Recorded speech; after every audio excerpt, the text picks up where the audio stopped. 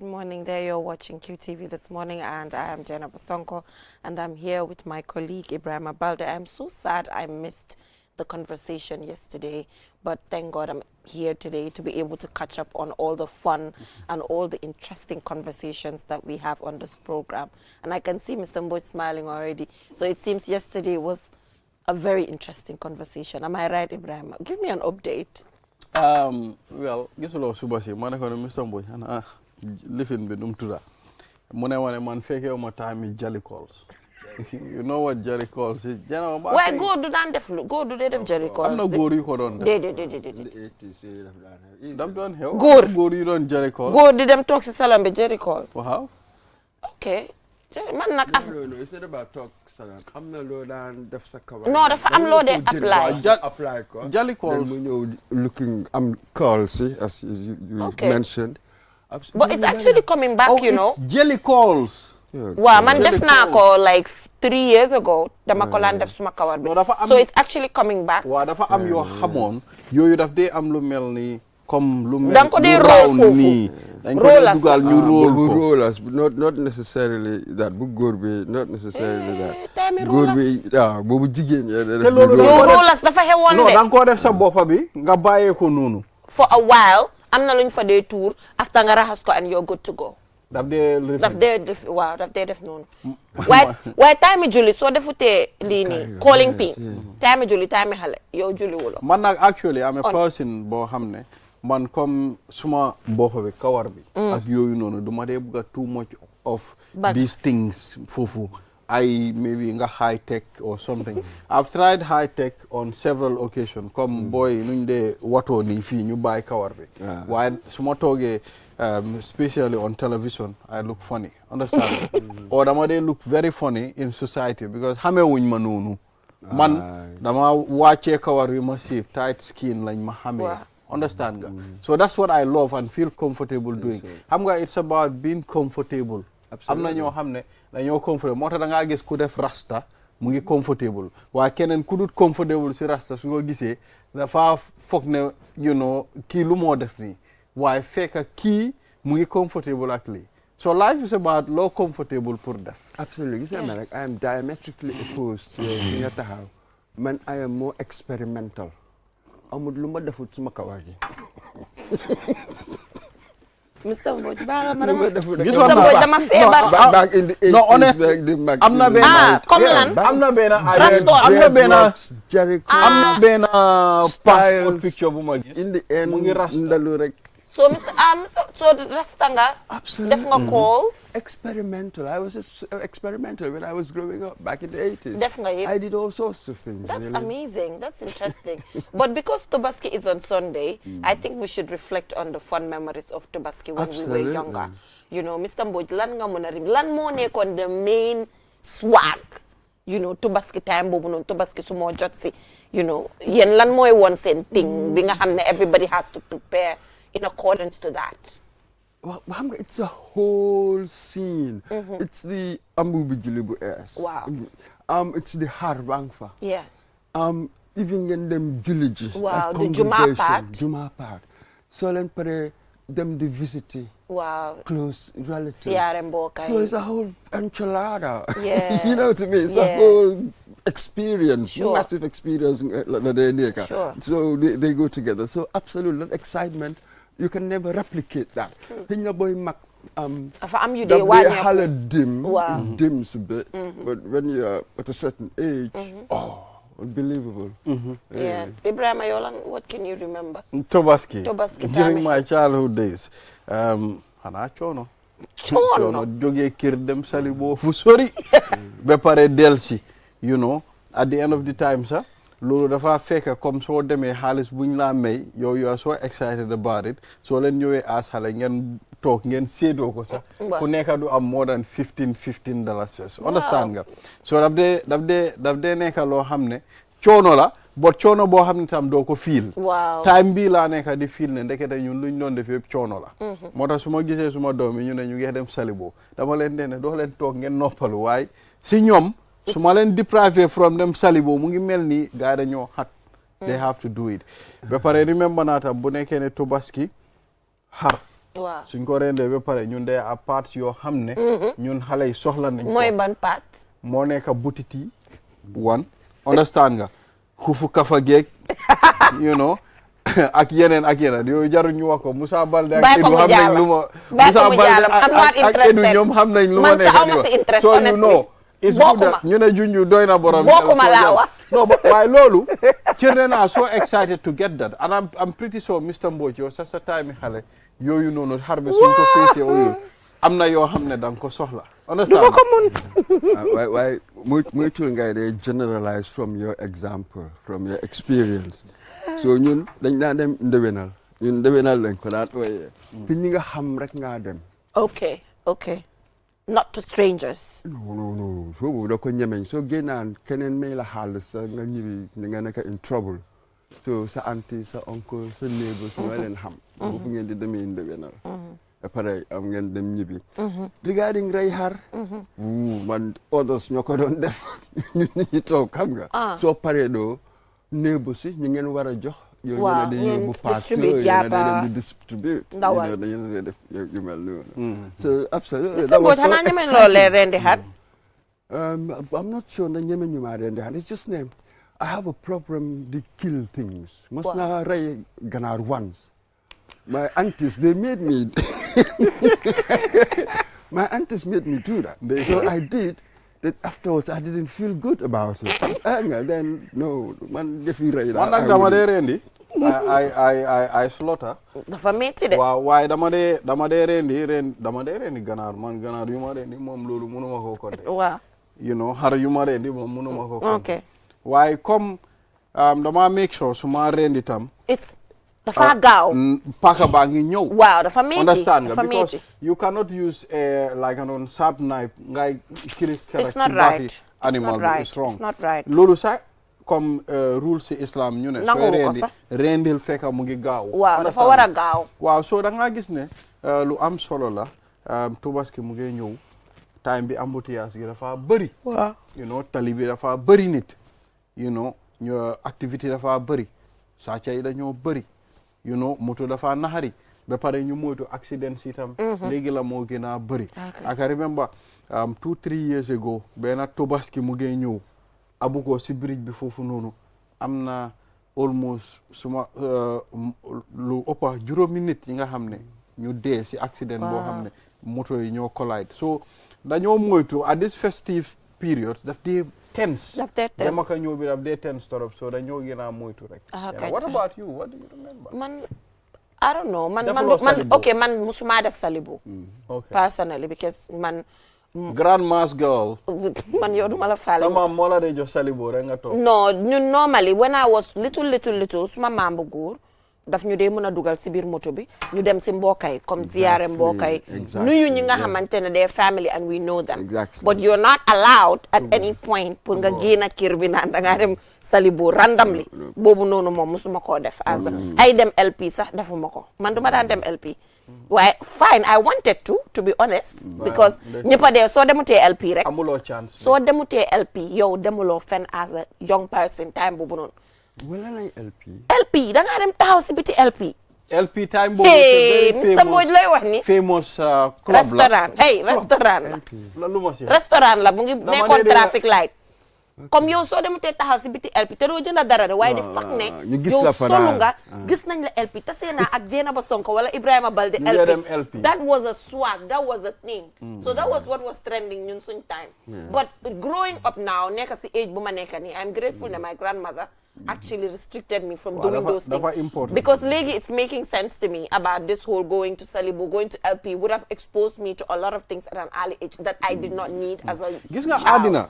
So loolu la àddina yaagut génération boo gis dafa romba maa ngi xalaat ñun suñ time xale dañ dee dem si suma benn maam mu ngi woon Abuko man maa ngi dëkkoon Latrikunda boori Kaw Johnson waaye diggante bi sax léegi su ma ko seetee dama lay xam ne mu ngi gaata waaye ñun suñ time xale dafa sori understand nga so da ngaa gis dañ dee dem si paa bi may ñu $5 ñun time boobu $5 boobu rek lañ dee gis that was around 91 92 fekk jena bu judo ngut understand so dañoo dem Salibo waaye da ngaa gis ne ñun depuis buñ magee ba paa boobu gaañu yàlla na ko yàlla yërëm bem gaañu loolu léegi loolu dafa over yaaga is more than 15-20 years léegi bu mu gaañoo waaye da ngaa gis ne ba léegi man mun naa remember li nga xam ne loolu romba na ak nuñ doon jëfandikoo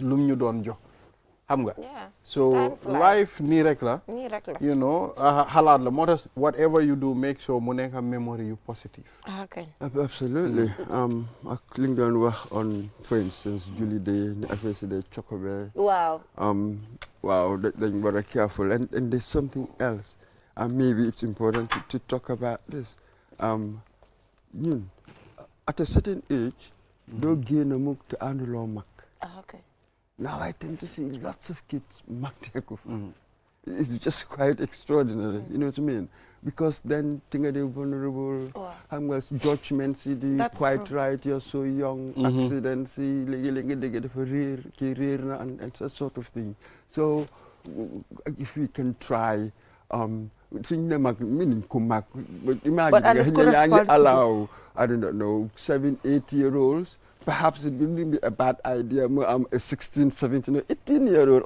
amongst them. Makes something sense. like that. Makes sense. At least that person will think responsibly. That's it. So generally, really, strictly speaking, halal warut again or move for unsupervised. Strictly speaking. Always exactly. Must be supervised. Dafa bon. Dafa amon benn time. Julie Koritela. No, last year Tobaski. Nama génnee suma doom yi ñu dem ci village bi that's the second day of Tobaski maak suma jabar ak suma doom yi we went to the village ma gis xale yoo xam ne 9 10 ñu ngi taxaw ku nekk téye cigarette di tux xale yu ndaw as young as that age xam nga so waaye ma ngi doon enjoy suma doom yi tam de I was enjoying them ñu ngi taxaw suma doom yi di leen xool ni ubbi seen because loolu daf leen jaaxal di ma xool di leen xool waaw what your reaction what is wrong with these people dama ne gaa ne gis nga you know ma ne any day ma gis la you people are dying you can't do people this you will die but this is the thing ci kër gi nga leen lay prepare pour suñ génnee ci biti marketplace la they will see all sorts so depending on lan lañ dugal ci man moo la dee protect ci yeena yi doo dem ci yeena yi am na ay values xam nga you've been molded in a certain way moo tax yar especially the formative years they call it dafa so significant really moo dee nekk the foundation of a character and in the end character moo dee decide lu bari really so I know am nañ segment bi nga xam ne dafa war a talk about xar Tobaski ram sale 2024 su si yàlla ànde war nañu mën a génn si biti seet loolu noonu waaye Ibrahima ma bëggoon a xam rek na jënd nga xar ba pare well dina ñëw de waaye xam naa ne moom xam nga man dama dee xaar sometime ba maybe 3-4 days to Tobaski waaye Tobaski kañ la Sunday la di waaw waaye the thing is dama dee make sure ma jënd time boobu because man dama dee factor soo ko indee si kër bi understand disturbance bi at some point you know tilimal foofu non nekku tilim bi sax waaye comme régler ko waaw ngooñ bi soo paree tam pour nga make sure nga secure ko fu moo tëdda ak yooyu noonu ko saaca so yooyu yëpp da ngaa moytu because man gis naa ñoo xam ne dañ ko boot ñoo xam ne tëj nañ seen xari Tobaski si seen biir waañ ñu tëj ko ba pare kannaar ko suba gaa yi ñëw ñu ne génne leen xar bi ñu rendi Mr. Mbodj can you imagine de boobu la kër bi am disappointment soo gis nga yooyu yëpp da nga koo factor ba pare balde yaa ñaaw soo indee xar bi tam da nga koo jëndal ngooñ foog nga jëndal ngooñ de because du ñëw mu taxawee noonu soo balaa loolu nga bàyyi ko fuñ koo jaayee nga xaar ba deetu Tobaski nga dem nga jënd xar bi déedéet waaye lu ñu war a saaca Mr. Mbodj soo ko indee deetu Tobaski sax mun nañ koo boot yow deetu Tobaski mun ngaa taal sa lampay time to time nga jël sa toj la di niit fu mu tëdda ndax xar baa nga fa am déet understand nga o nga yóbbu ko sa gannaaw nit yooyu yëpp mun nga koo def o nga toog benn right. dee rek benn dee nga toog xar bi toog ngeen téye saison ba suba jaral na la ko jaral na ma ko yàppa jaral na jaral na ma ko Allah jaral na ma ko doo mun a génnee thousands and thousands and thousands nga jënd ko xar benn nit ñëw sàcc ko benn bés dem jaaye ko less than loo ko jëlee man benn bés waaye ñu dee sàcc xari Tabaski sa am nañ xel kooku dafa dem rendi loolu pour jaamu yàlla yow nga enn ko boot ko ba pare am na ñu ne luñ leen dee lifinal pour buñ mbee ñu dee dugga si biir juma o cooc ñu weeki seen montori ñooñu si fuñ bàyyiwut montori juma o cooc o loudspeaker juma o transmitter o transformer juma o ñooñu noonu dinañ bàyyi xari Tabaski man mus naa beetu nag si benn xam nga ama doon jaaji ko pol ma xaar be tay boobu dama dee dem amoon na tay ma ne maan bi ma ne ko ne sa xar bi ñaata la ma ne non bi soo indee 1905 ma jaay la ko ma xaar be si following day bi Mr. Mbodj ba si Tabaski ma dem si batuwaar bi ma ne ko ne sëñ bi bii ñaata la rek mu wàcca daf koo wàcce mu daanu xam nga ñaata la amee xar bi dee boobu 185 sorry 85 nekkul 85 kak suma la dóori dama ko ne I think wax From naa foog naa dee boobu sax wax naa ko if at all mun my memory can sax wax naa ko ami sax waaw dama ñëw ma ne ko ne sëñ bi xar bi ñaata la mu ne ma ne ñaata nga fay mu wax price ma ne ko du ma fay loolu mu ne ma ne jox ma rek man damaa ñibbi dama dem Sénégal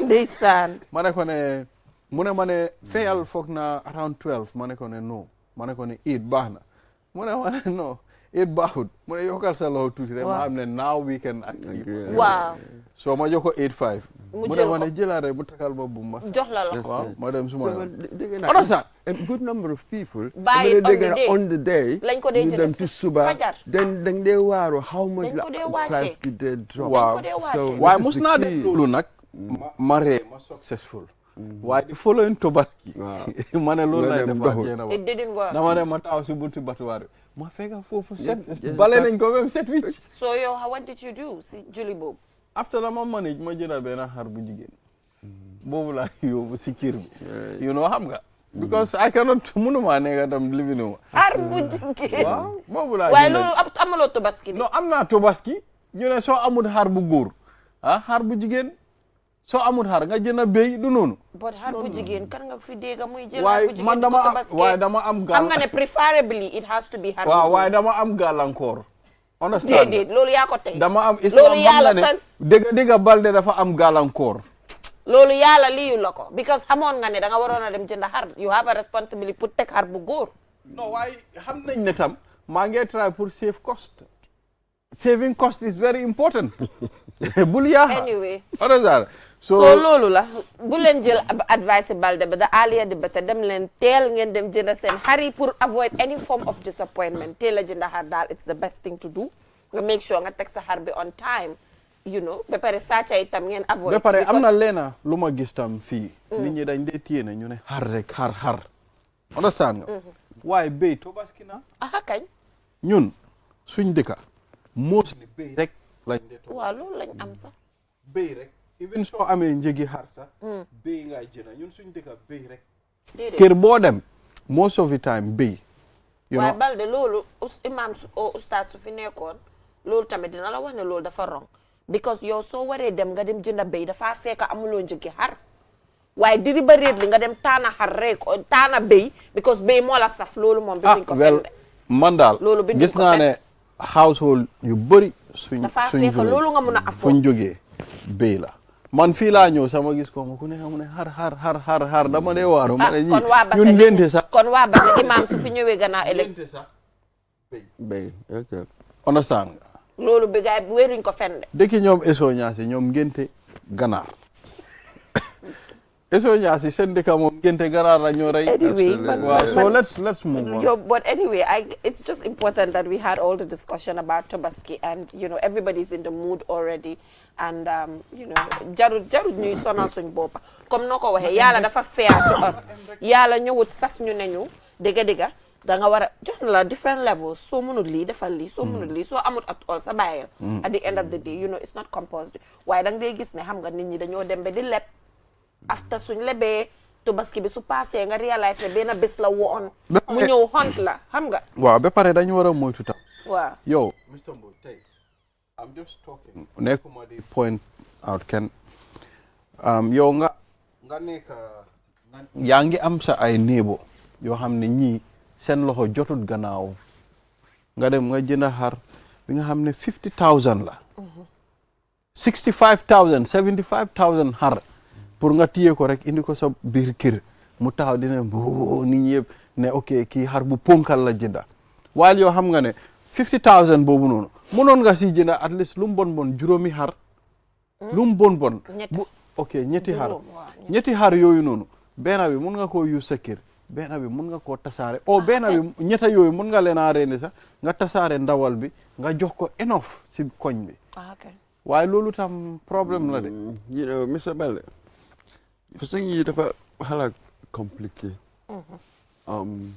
maasi lu mel ni generosity xam nga yaa ngi all call for somebody's generosity kindness and stuff like that loolu de mun a am formula xam nga ni nga ko waxee nii kii mu ngi def lii de waaye munoon naa def A B C and D waaw xam nga based on what you know what I mean there is no formula so yow sa gis-gis moo la woon ne kii de munoon naa def A B C and D xam nga so man yooyu daal du ma ci dee bokkam li ma daa wax rek mooy nit ki no feeling ne noonu nga munee generous just be so waaw because am na generosity different yoo xam ne people tam will gis always do it differently no feeling ne noonu nga munee generous waaw loolu dëgg la just do so that's true non waaye nag kenn mun nga jox formula ni nga ko war a defee ne nga ko war a defee comme wonewu that's not anybody's bi business tam loolu laa nekk di wax that element of boasting ngay wonewu well you know how do you take vanity away from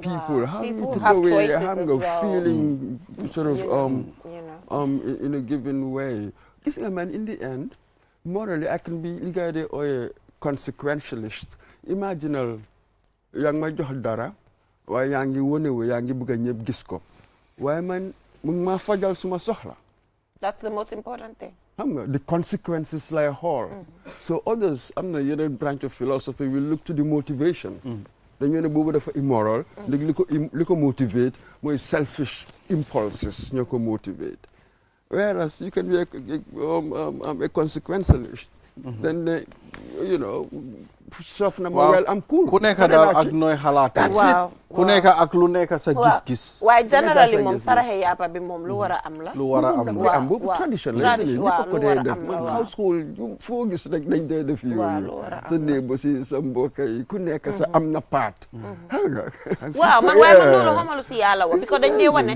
xamat lii because bés boo gis naa Oustaz Modou Fall mu ngi doon query on that the fact ne comme dañ dee wax ne tànki gannaaw bi on the left or whatever is for your mom but loolu is just a traditional thing loolu waaw it's a traditional thing xam nga affaire si da nga koo jox ñu ko gën a soxla waaw understand nga ku ko gën a soxla nga koo jox waaye islam waxut ne da ngaa jox tànki gannaaw bi sa nijaay fële o sa lifin understand nga waaye ñu ko gën a soxla yow xam nga leen ñu ngi si koñ bi soo leen xamul sa famille bi ma xam nañ waaw waaye ku nekk ak sa noo ko gisee rek ku nekk ak sa tradition loolu mooy dëgga whatever the case ba pare gis nañ President Adama Barrow tamit was out and about at the GCCI Trade Fairgrounds where they have a Tobaski wanteer where this year instead of having wanteer in Serekunda nit ñi di block yoon yi nit ñi di nekk fu nekk di lal di jaay this year dañ ne na ñëpp dem GCCI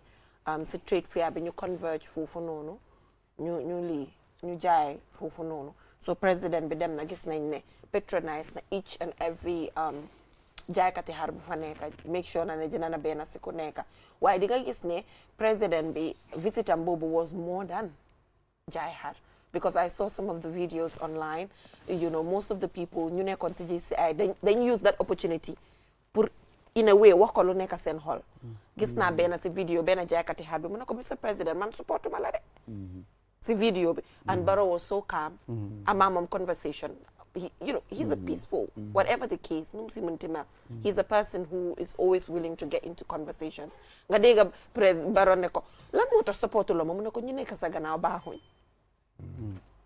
so di nga Barrow was kind of convincing him. They could explain that. I'm got. It's not what you think and all of that. So buma setane lolu no. I'm like diga.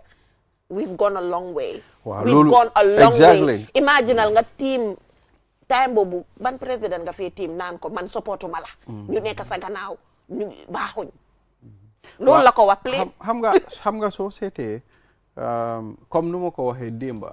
I said it on the Tobaski countdown. Waaw. ma ne ñun luñ nekk di enjoy tey peaceful tolerance bi nga xam ne boobu la réew mi nekk di enjoy si président bi. fooguma ne sa time yi jaawara sa enjoy nañ ko.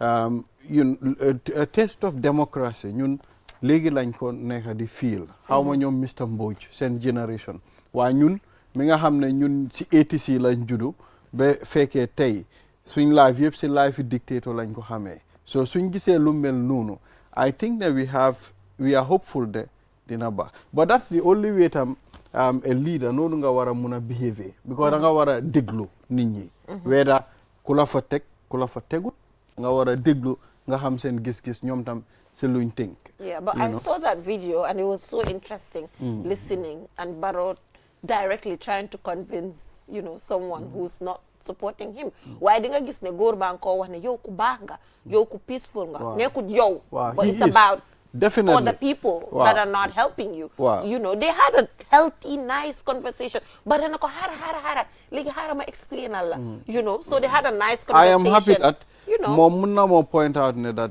the president is a very peaceful person, very nice, and nobody can deny that. Mom, he's a peaceful natured person. So Lulu can do komuna Guinea. Why not people can have their differences, Mr. Boy? My point is not about lumko wadanga peaceful but the fact that interface, between the two of them. Pare ken wo la def len go ci pick up ngeen yobu ko. No. Dafa pick up len yobu ko ci hotel bi. Yo bobo is a reference point. Wow. My reference point similar Sadari Gereba Joramole the roots for all these tolerance and all of that. So you rediscover our roots. Essentially that's what's going on. Rediscovering. We are rediscovering. You know what I mean? This is not new. We lost it for a while, so you're going back to your roots, really. We formed the roots of that. Why? This is the nature of democracy. For instance, I remember one time, British Prime Minister, somebody jumped on them. Wow. They do those. You know what I mean? This is what it means to be in a democracy. Yeah. Why? This is quite interesting. It's good I'm ear to the ground. Wow. I like you personally. Why Nila Sora? Yes, of course, the president would defend his position. Why do you so they make it, well, imagine what you no get start the body. Then reflect. So it is important that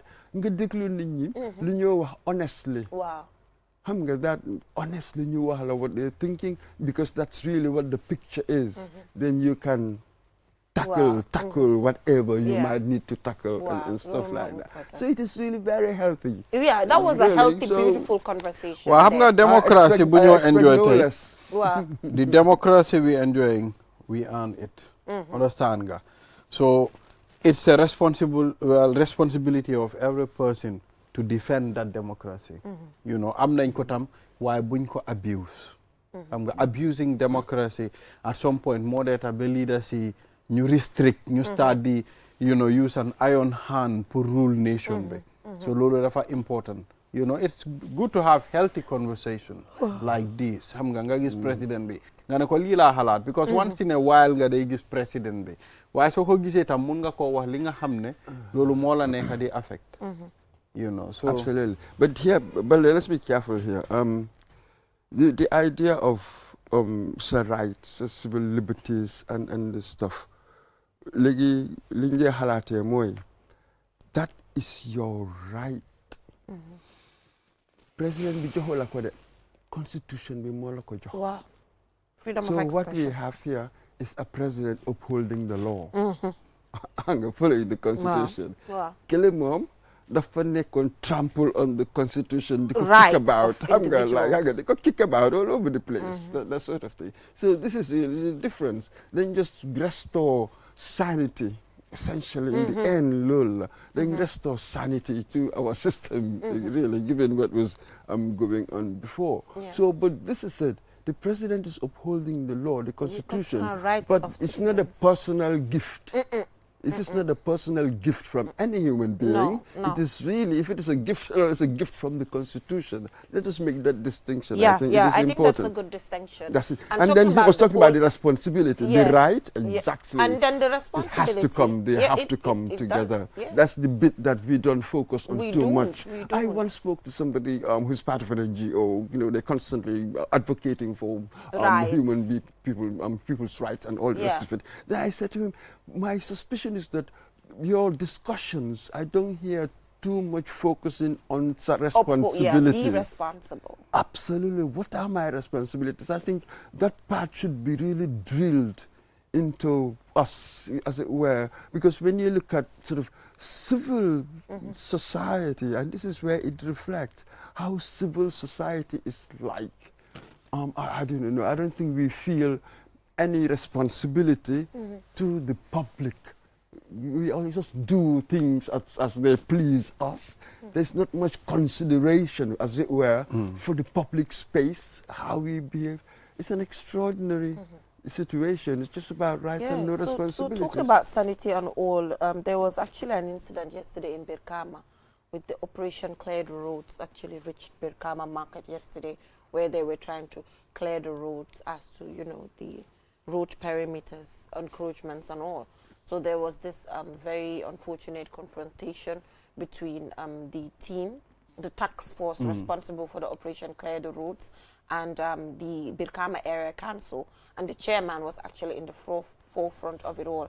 You know, at some point they had to end up at the hospital. And it was a very bitter moment for me, as you can see, because if you, taking a look at some of the, you know, the quotes that I saw online from where what the different authorities had to say. Mr. Mboju, those are some of the images of the incident. And thank you to Voice of Digital, we're able to use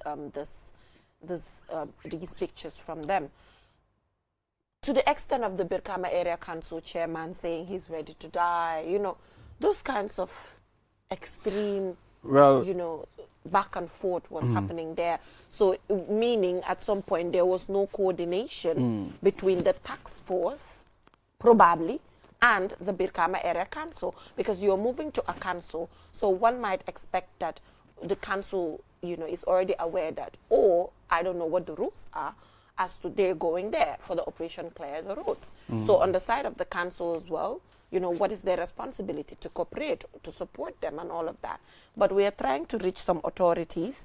You know, we are trying to reach the police. We're trying to reach the council as well, for both parties to actually tell us what actually went wrong. Was there prior consultation before this particular Operation Clear the Road reaching there?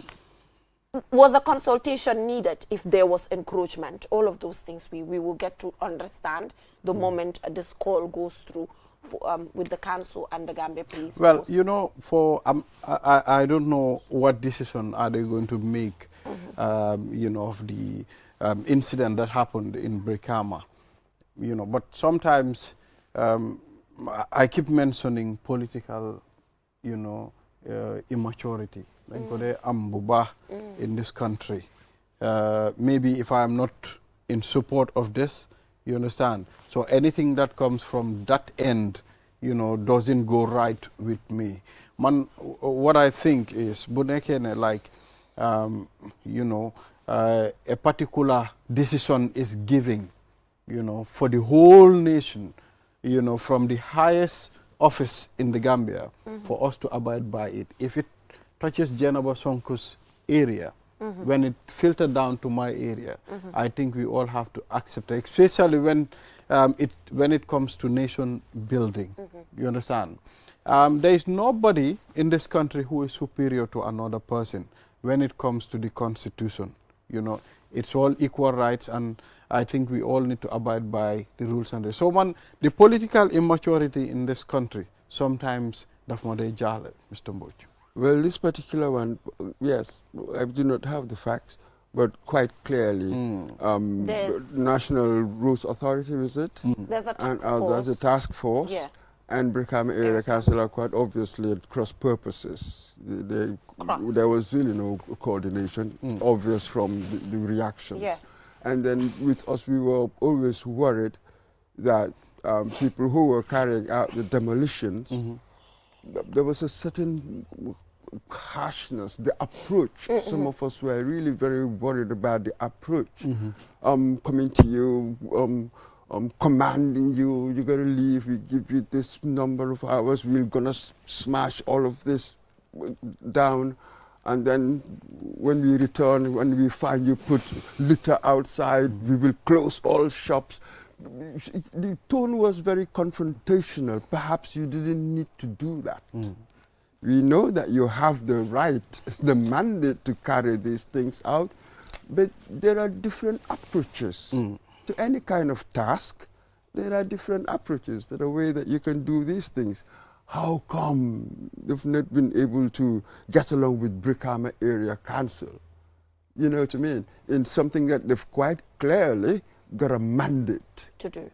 You know, so we need to look into all of these things. But Mr. Mbodj, also remember, these individuals were giving warnings. It's not like dañ toog benn suba rek. ñu dem na leen génn leen. waaw ba pare gis nañ warning bu yàggal lañ leen jox depuis last year. gis nañ mu ngi happen si yeneen areas. they know. xam nañ ne foog mu ñëw foofu. they know. to be understand honest. nga. waaw in fact man wow, so I mean that is it, Mr. Mbodj. I think we all need to accept okay, so we have Honorable Bakari M. Kante, who is the councillor, Katong Ward, Brikama Area Council. He's already on the line, while we also try and connect with Momodu Musa Sisa, PRO of the Gambia Police Force. Honorable Babukar M. Kante, good morning. Can you hear me? Good morning, ma'am. Yeah, thank you so much for joining us on the program. Yesterday, we saw that unfortunate confrontation between the police, the task force for the Operation Clear the Roads, and the Brikama Area Council. At some point, tear gas was thrown and individuals ended up at the hospital. So can you just give us, you know, a rundown on what led to this? Prior to Operation Clear the Roads officials coming to Brikama, was there a consultation, you know, to coordinate efforts when it comes to this operation? Thank you very much, Ma. I really appreciated the question. The Operation Clear the Road, which was led by Mr. Mane and some other officials from the Gambia Police Force and the Army, were in Brikama yesterday at around 10:11 a.m. in the morning, and we are clearing the road. That's supposed to be their responsibility, as we all heard in the press release. But what had happened yesterday was a clear, different manifestation of what they're supposed to do. All what we know, like for example, from the statement of Mr. Mbodj, it is said it is Operation Clear the Road, not Operation Clear the Market. The task and responsibility given to Mr. Mane and the team is to clear the road for smooth running of vehicles, pedestrians, and motorbicycles, tricycles, and others for easy flow of traffic, of which Brikama Area Council accepted and welcomed the idea that was going on. But for that of yesterday, if you could recall back, Brikama Area Council started a tentative work on the 18th of May 2024. We do this work on the weekend. There is a road that called Nana Junction linking the Brikama Area Council, the former GRA office, which is seriously dilapidated. During rainy season, very tough for it to be accessed. So on the 18th of May 2024, out of council resolution, this was accepted for Brikama Area Council to construct that road. And this construction was only on 4 days, on the 18th, on the 19th, 25th, and the 26th of May. And from the advices we get from NRA, that is after constructing a road, it should be for 28 days before it will be open for vehicles to fly on. And during this course, like we said, the last day of the construction was on the 26th of May 2024. From there to it's supposed to be up to 26th of, not 26th actually, but 24th of June 2024 that the road can be used for the vehicle to move and other issues to move on. So this is where the women, the vendors are seated because it's already closed. It's a closed road, not accessible, and it's a secondary road. And we all know, according to the Local Government Act at Schedule 2, the function and service of central government and local government are clearly spelled out. In fact, if you go to Section 18A, talks about the issues of the road and talks about the streets, talks about the vendors' issues, talks about the business and a whole lot of things. So if you read that section, will tell you the sale or erect of stalls on any secondary road or the use of any part of the street or public space by the council for the purpose of carrying on any trade or businesses or profession, they can go ahead. So this Schedule 2, Section 18A, is very clear, telling council what to do, and we know very well what we're doing. They don't only stop there. There is another guy, a tall one, whether they call it Farafara or Jallo, I don't know, but it's a tall guy, fair in complexion. He's also a security officer, I believe, who was entering in the market, the former GRA complex, which was given to the council, and it was floor concrete. This guy was just in there destroying tables of vendors, chairs, and a whole lot of their goods. I was an eyewitness to this. And how it started is one of our councillors called Honorable Momod Jawo Jallo, who is the chair of Market and Car Park, was the one who was assigned by the Honorable Chairman to go to the market, where the fish market, because there is stagnant water that's smelling, that the order was not nice. So they used the septic tank to go and dry up the soccerway. So on their way, he finds these guys there, and their committee is the committee responsible for allocating spaces to vendors in the market and the spaces that are identified in the council. He just approached them. Why are they doing this? Because this is not a main highway, and this is the road was constructed. The last day of the work was on the 26th, and why are you encouraging into this? And the road is closed, and you are breaking down all the barricades that were put to close the road, and they were giving access to vehicles to ply on. So, according when he did that, accordingly, the officers at that point told him, you have no authority to ask them what to do and what not to do. He said, no, I have the authority to do so. Then, therefore, an exchange of words goes on, and they arrested him, put him in their truck, of which we feel they have no respect for the Honorable Councillor of nearby ward. And this is how it moved on. Then when the information arrived of the chairman, he said he must go and see Jawo at the station.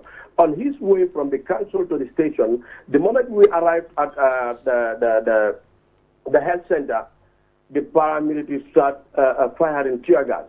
In fact, one of them, the second tear gas that was fired, was aimed at the Honorable Chairman. Just unfortunately, 2 steps before the chairman, the tear gas landed there. I was the individual with all other people. We are there to make sure the chairman is safe and is in good hands with the security, and we take him to the hospital directly. And that's how these people start, firing tear gas, and the youths with the women vendors also reacted by throwing stone on them, because that's the only weapon at that moment of time they have, because they were not carrying sticks, neither stones, and any other thing.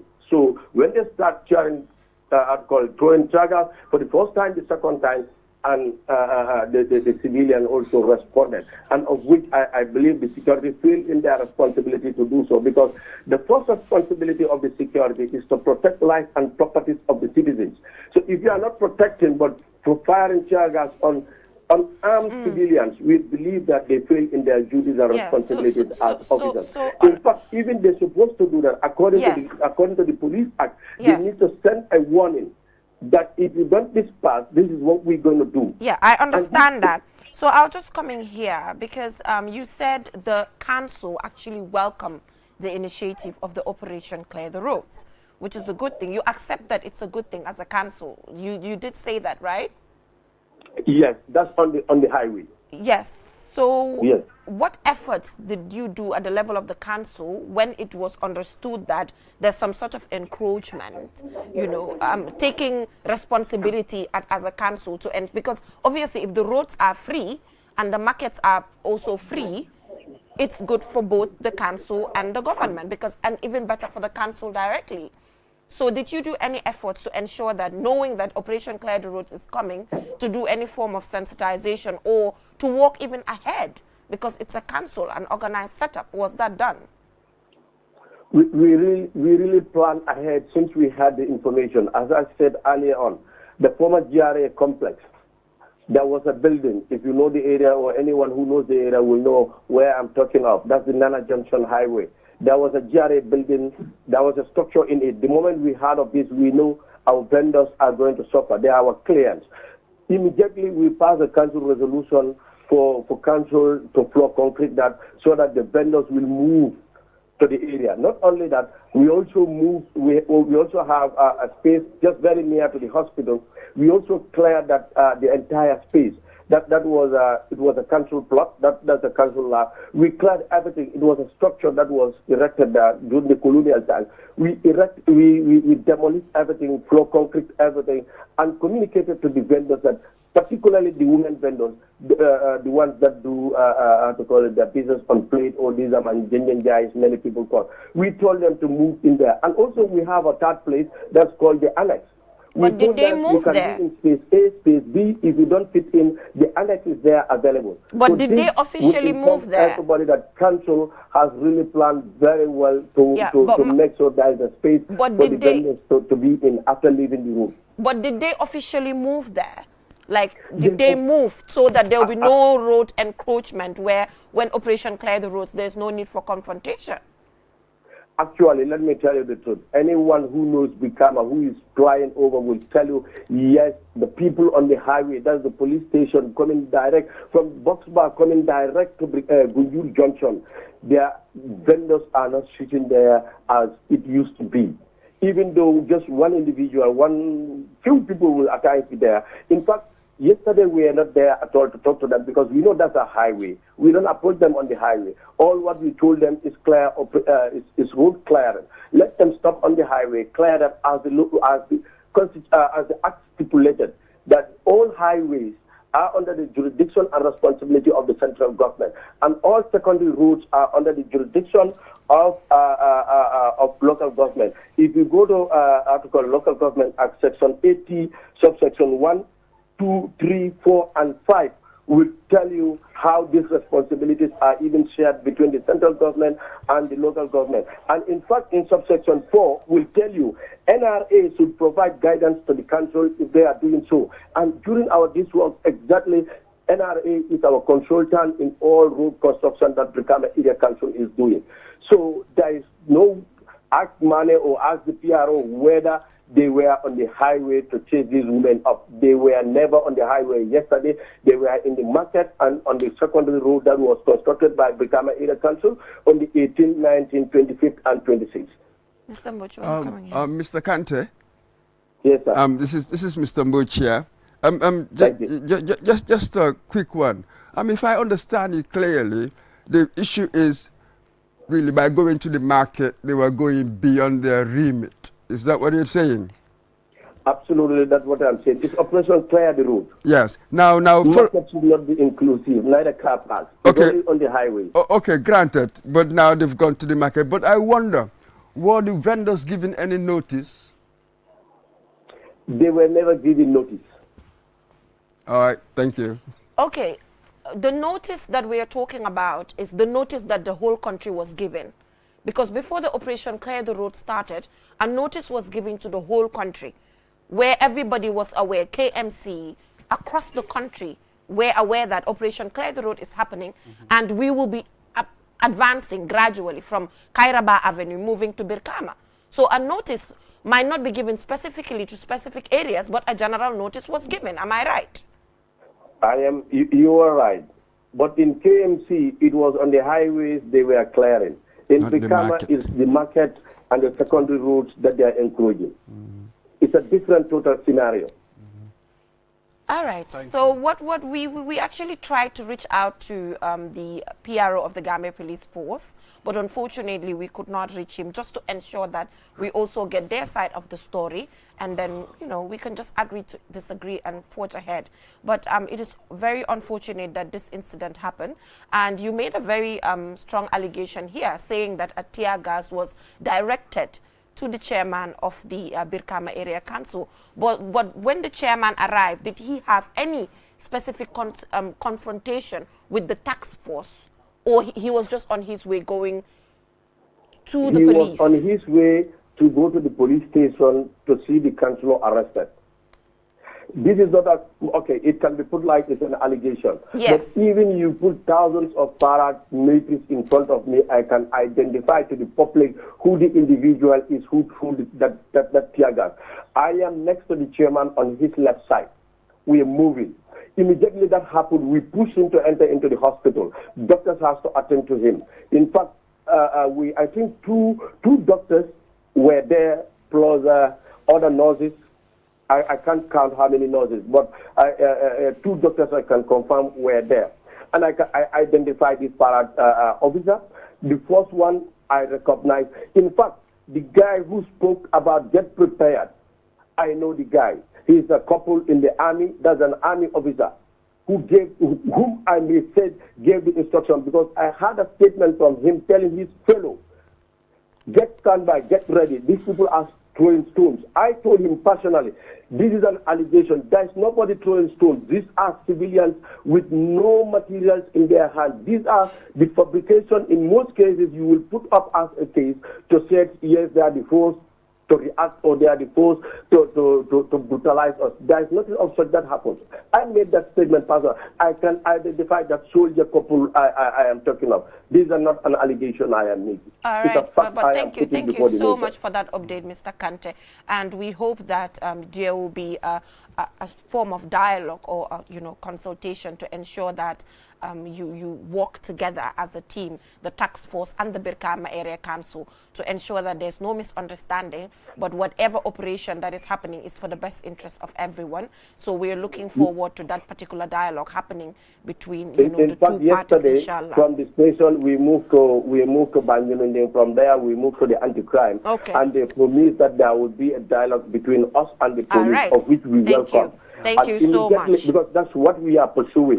Let us sit with them, dialogue, and identify that's the way forward. To them that's the way where forward. is the highway and which one is the secondary one, so and where much, is the Mr. market. Kante. Thank you so so that much. they can do their operation without any hinder. In fact, the Brikama Area Council police can, in fact, help them to do the operation. Thank you. Of which they were never paying attention to. But Thank yesterday, you so much. we got the promise that, yes, today the police will come so that they sit with Brikama Area Council to have a dialogue on this area, of which we welcome. Immediately that statement was put to us, we left the anti-crime, came back to Brikama. And today, early morning, thank you so much, Mr. Kante. I will have to interrupt you there. I mean, but I think that's detailed. I mean, he definitely outlined some of the issues. But Mr. Mboj, you mentioned something very important. We are not against the clearing of the road. It's for the benefit of everybody. But the manner in which you do it is very important. Absolutely. Because I've watched few videos of Operation Clear the Road. I've seen the manner in which they approach people, the way they do this thing. So it's important you take it easy with the people. Don't destroy properties as well. Just take it easy with them, But I'm not against making sure we have, very good rules for us to apply, But the manner in which you do it too, it's very significant. So, Mr. Mboj, before you come in there, due to time constraints, we have to just wrap it up now. But thank you so much, Mr. Mboj. Like Balde said, you gave your opinion as to the operation, and hopefully they will have a dialogue to actually, stop the confrontation and all that, because it's not beneficial. But thank you so much, Mr. Mboj, for joining us on the program. Pleasure's all mine. All right, so we'll just go for a short break, and we'll be right back to stay. QCell, the fastest growing network in the Gambia, now presents to you the eSIM. QCell's eSIM allows you to electronically scan a code and join the world of digital SIM cards. Customers with physical SIMs can easily switch to the eSIM as well. So rush now and get connected with an eSIM and start using the latest mobile technology with your trusted GSM operator. For more information, call our customer care on 111. QCell, Sinupus. We innovate, others follow. Terms and conditions apply. Never before in the Gambia, QCell is giving you an unbeatable offer. Activate our 5G network on your 5G enabled phone and enjoy free internet for 7 days. Yes, you heard that right. Activate QCell's 5G on your phone and experience what true 5G internet feels like. Get your QCell SIM cards activated today at the following care centers: Banjul, Senegambia, Brikama, Bursubi Turntable, Bakau Airport, and Kairaba Avenue headquarters. Rush now and be part of the future with QCell's 5G. Free internet for 7 days only with QCell. For more information, call QCell Customer Care on 111. QCell Sunubus. We innovate. Orders follow. Terms and conditions apply. Looking for the perfect place to promote your product or place your advert? Look no further than Q2.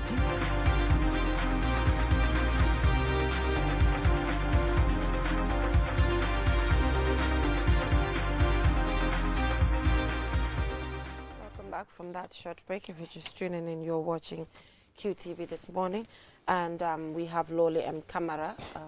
Mi nga xam ne tey moom moo ñu fa nekkal si xari pour wax ñu lan la xari di laajte lan la xari di jar. ñu ngi fi am special guest nag si studio bi, waaye balaa ñoo jàkkaarloo ak moom rek ñu wax ak Loli M Camara. So Loli ñu ngi laa dalal si programme bi. Mohamed. waaw dafa mel ni Loli moom mu ngi xaw a setul foofu noonu. waaye Loli moo ñu demal si biti pour seetal ñu lan la xari di laajte lan la xari di jaay. ñu ngi doon jéem a discuss loolu sa balaa time di waxtaan ne xari xaw nañoo jafe tuuti ndax Ibrahima Balde sa am na xar waaye Loli mu ngi foofu te dinañu leeralal lan la xari di laaj. Loli yaa ngi maa dégga?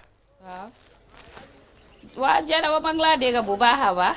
Loli maa di la wax jaajëf jërëjëf si dalal bi ngeen ma dalal si seen this morning programme bi. maa ngi nii fii si diggi Abuko. nga xam ne fii mooy daral bu mag bi. nga xam ne fii la xar yëpp war a dajaloo pour ñu jaay leen. muy xar muy béy muy nag léppang fii.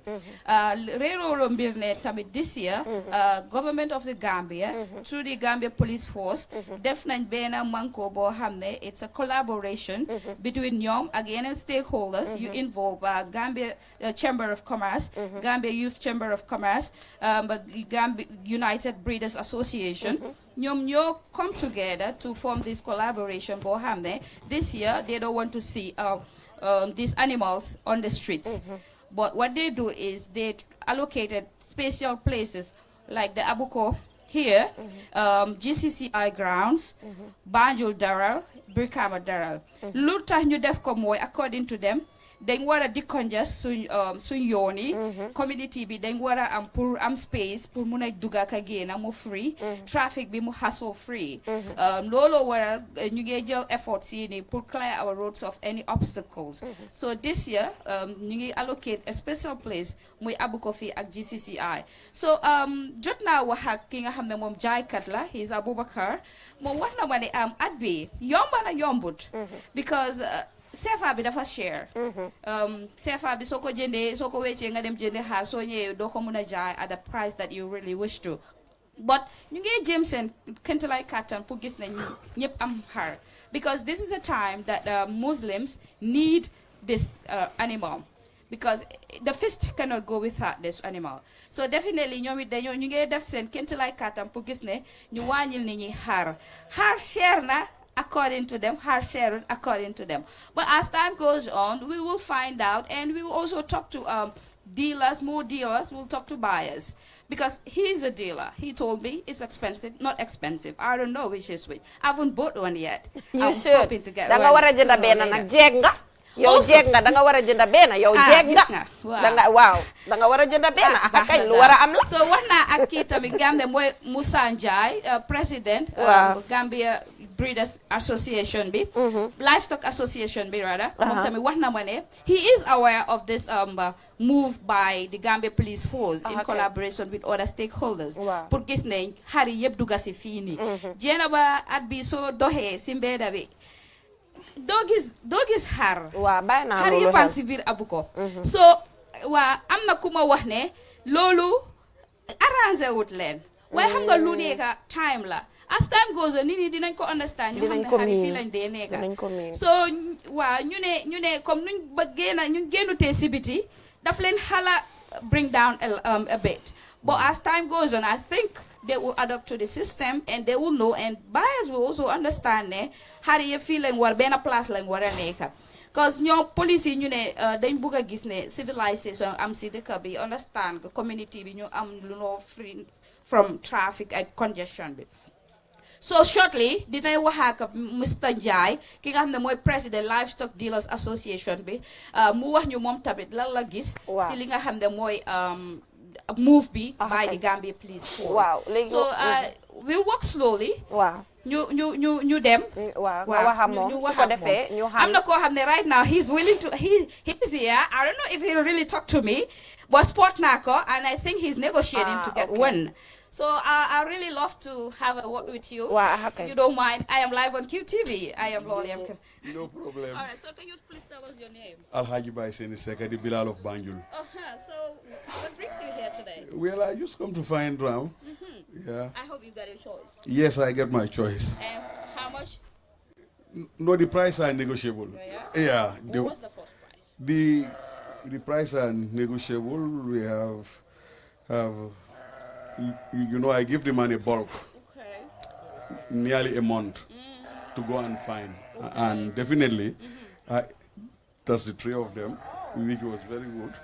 Yeah. It really looks big. Big, yeah. I'll join you. Yeah. I'll definitely come for my share. Thank you very much. Yeah. No challenges? No. People are trying. Although the safer make the rams to more expensive. Because the 5,000 CFA now is over 500 plus.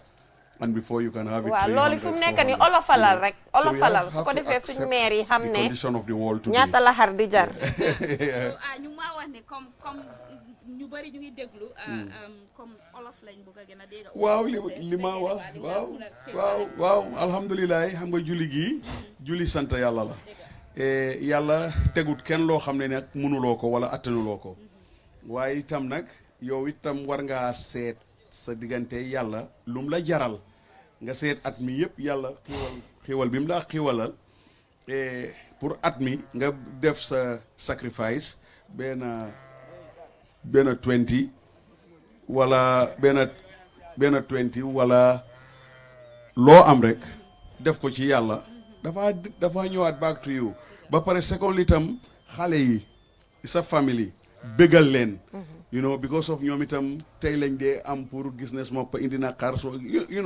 ñu kontaan nga bégal leen xam nga sa famille buñ kontaanee rek maa ngi gëm ne yàlla foog mu reward la waaw waaye itam nag teguñ kenn loo xam ne attanuloo ko bul dem lebi bul dem tayle leneen bu xam nga na nga def rek li nga am incha allahu rabbi yàlla dina help ñëpp QTV ñu ngi leen a gërëm mbaa yéen itam séddale ngeen xar waaw because of Africell dañ dee séddale xar de Africell dañ dee séddale xar yu bëri lañ dee jënda ñu ngi maa wax ne time waa ngay jee di ko jox di nii de di la jaajëfal bu baax a baax waaw looli di wax fu mu nekk nii dina jéem a seet su dee am nañ time looli doguma la looli doguma la waaye di jéem a wax ne rek ne looli yaa ngi maa dégga yaa ngi maa dégga looli waaw doguma la di wax oncle bi rek ne macha allah Qcell ñun gis nañ ne ñun sudu tobaski rek waaye di nga gis ne ñun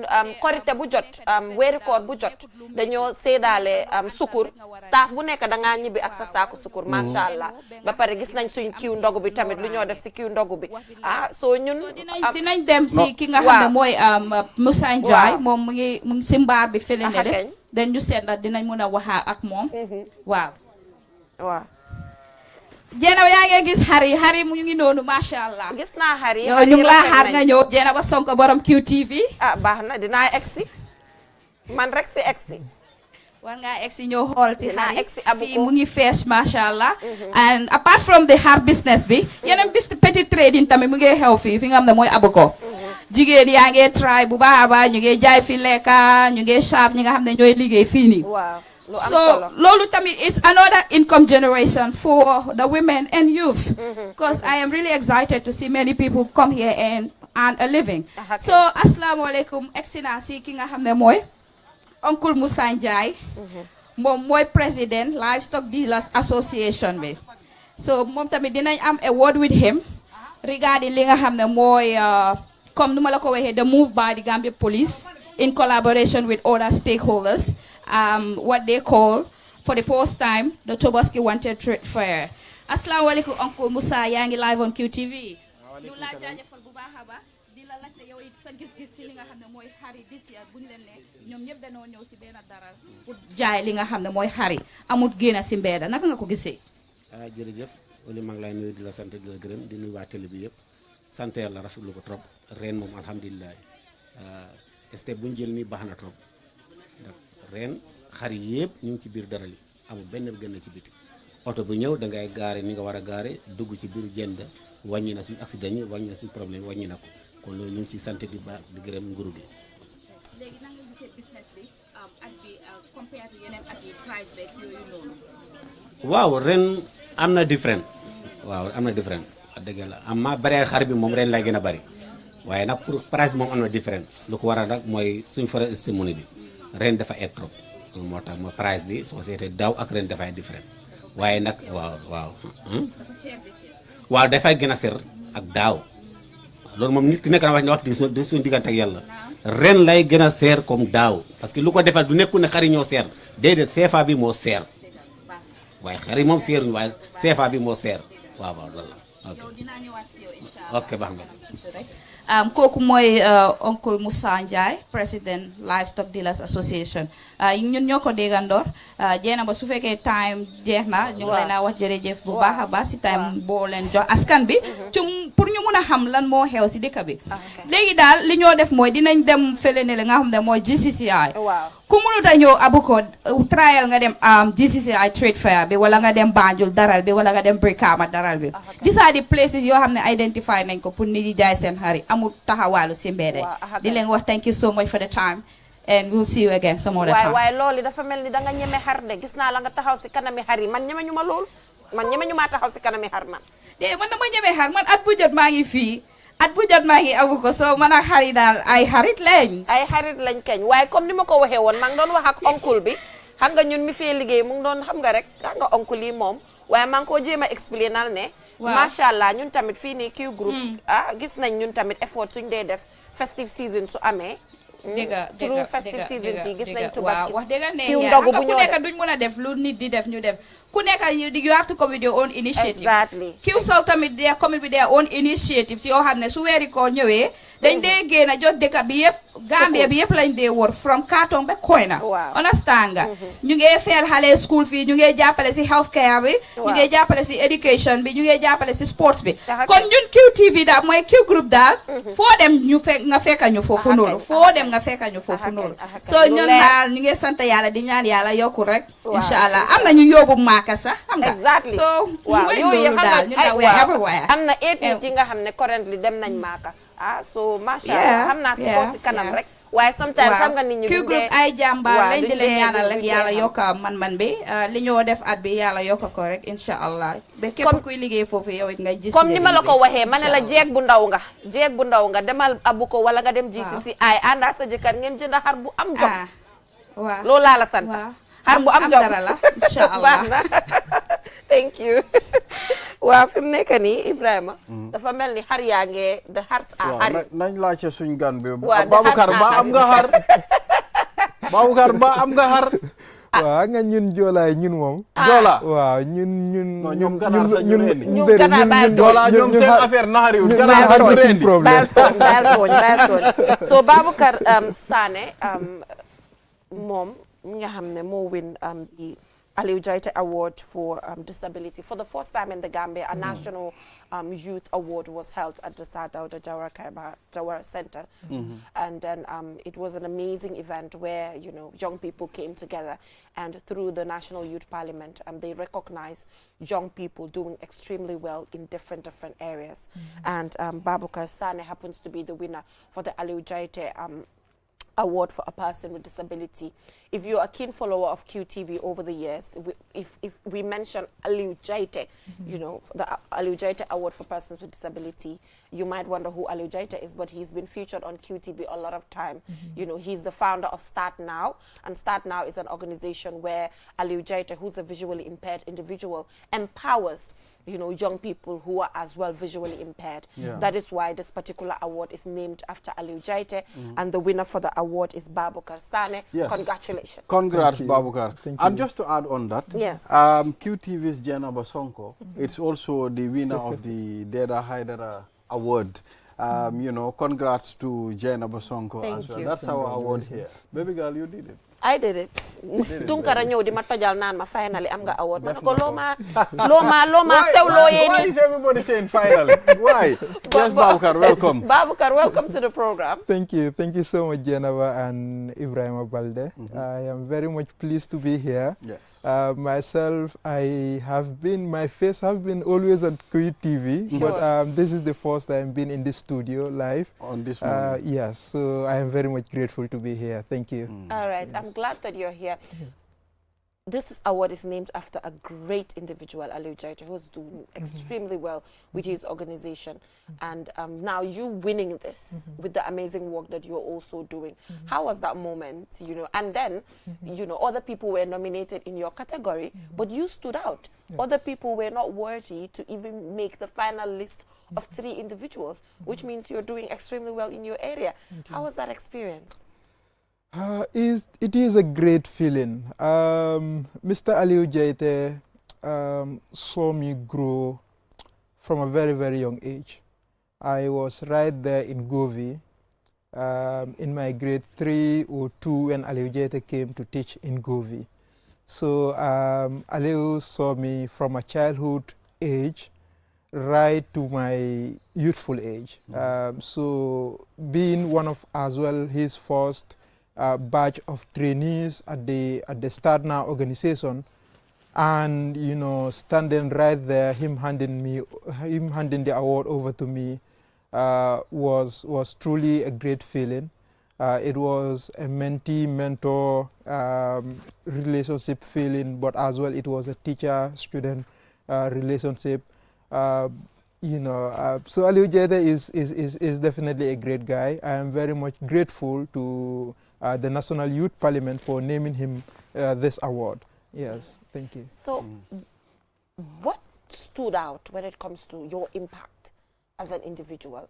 You know, there's something that must have stood out for that panel to say this is the only individual worthy of being shortlisted to the extent of even winning. What impact have you been registering over the years?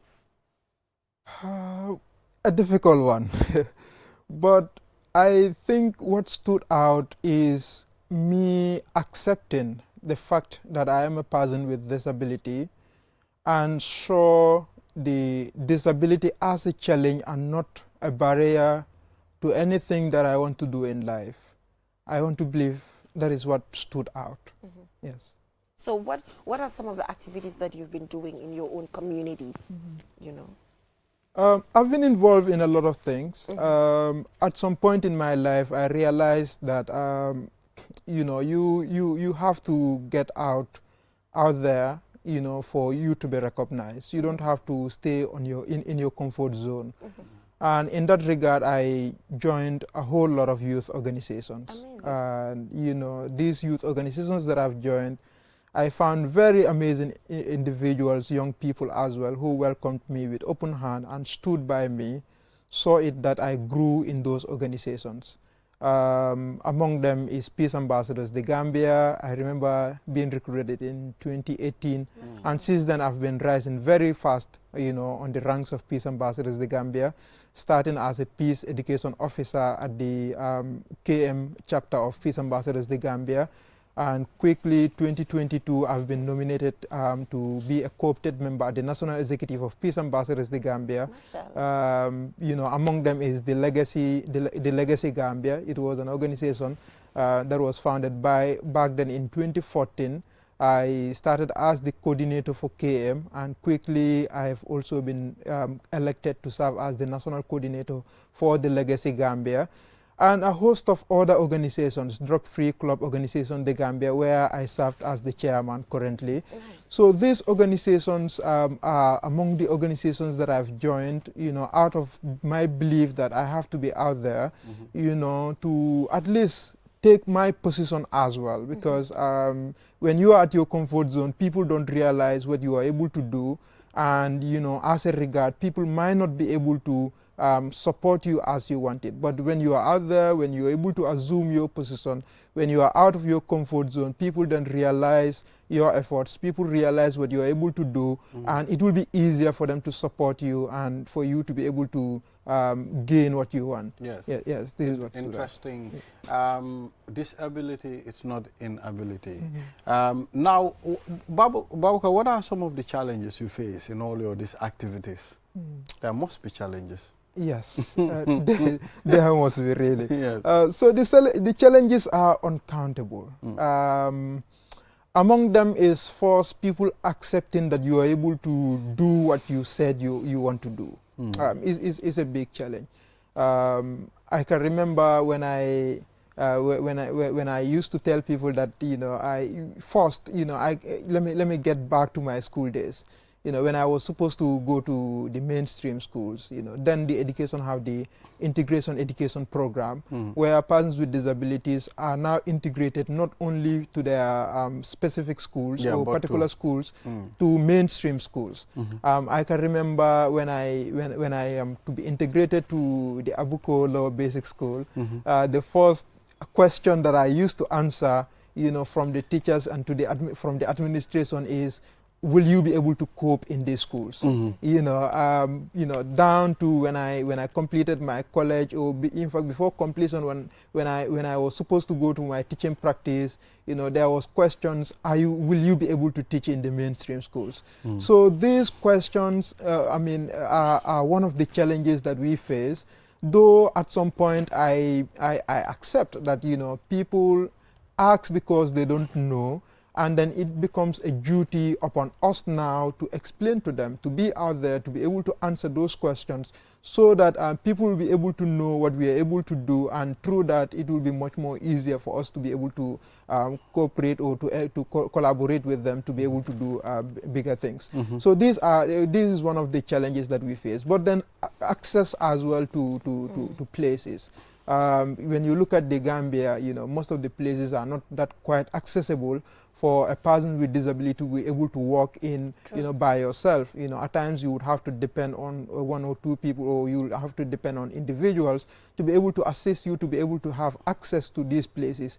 So challenge of acceptance, challenge of accessibility, challenge of finance as well, because I mean, disability itself is a challenge, and then anything that is a challenge has to come with a cost, you know, and therefore finance as well at some point would be a challenge.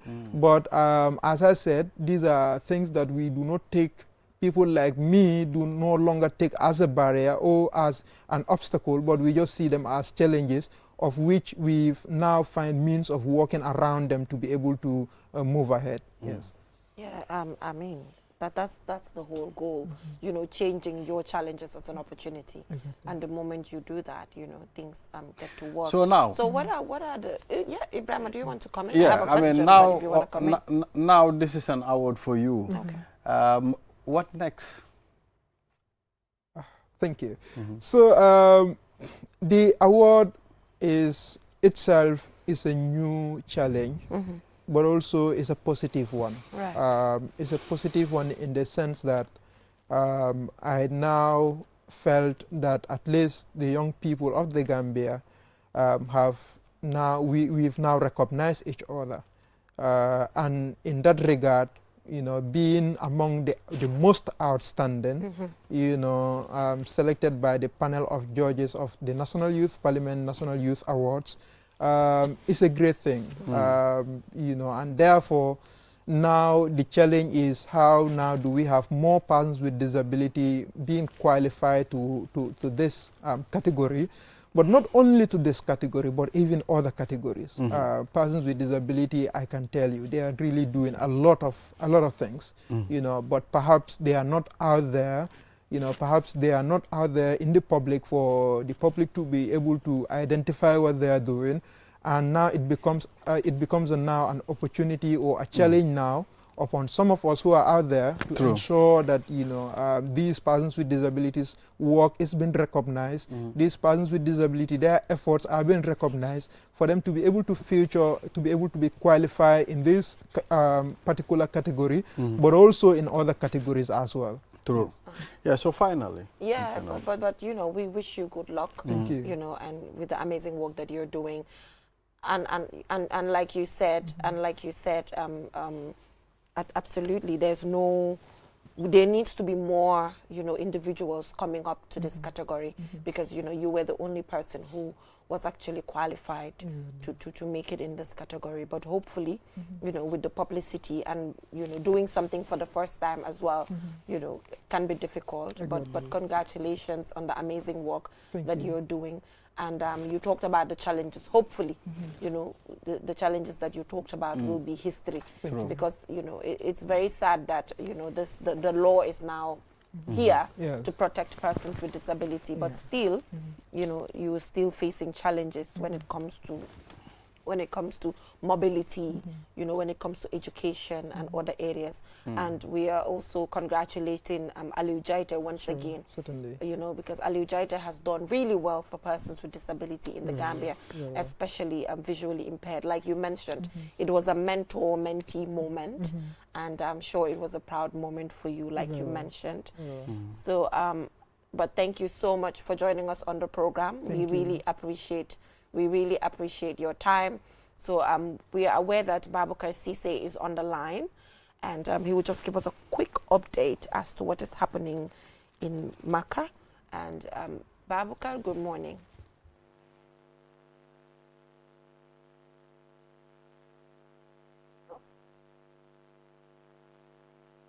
Mr. Sise? Good morning. Thank you so much for joining us on the program. I'm sure you might be really, really busy. These times will be really, really busy because things are getting intense. But we are glad that you're able to join us here to give us an update. So the last time we spoke to you, you gave us an update on the different historical sites that, you know, the pilgrims visited. So at this point in time, what are the happenings there?